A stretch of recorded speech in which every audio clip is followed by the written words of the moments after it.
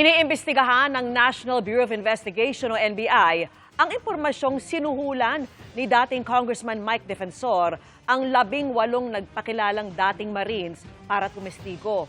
Batay umano yan sa testimonya ng isang malapit sa isa sa mga dating sundalo. At nakatutok si John Consulta. Mayo pa umano kuha ang videong ito ng personal pumunta sa headquarters ng National Bureau of Investigation o NBI ang isang kasama sa bahay ng isa sa 18 nagpakilalang dating Marines. Sa kanyang umanong testimonya na bahagi ng investigasyon ngayon sa mga dating Marines, inakusahan si dating Congressman Mike Defensor ng pag-alok umano ng pera. Si dating Congressman Mike Defensor na siya yung nag-offer ng halaga ng 5 million para maging testigo nga, lumabas, mag-press conference. Yung anak ng 18 Marines ay kanyang kapartner. Magkakasama sila sa bahay, kaya medyo may credibility yung testimonya nito.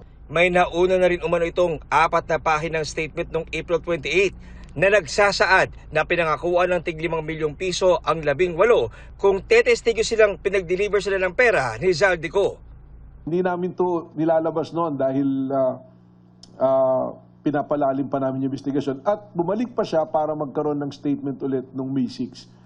May 6 naman nang magsumite ang umano'y kaanak ng 2 pahinang pirmadong supplemental affidavit na naglilinaw na 350,000 na paunang bayad muna ang natanggap ng ama ng kanyang kinakasama.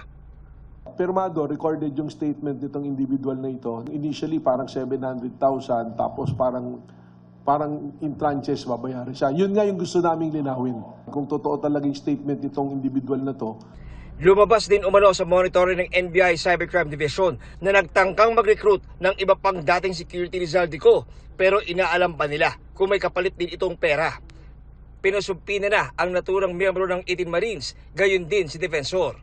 Sagot ni Defensor. Ganyan-ganyan ang ginawa nila noon kay Gutesa.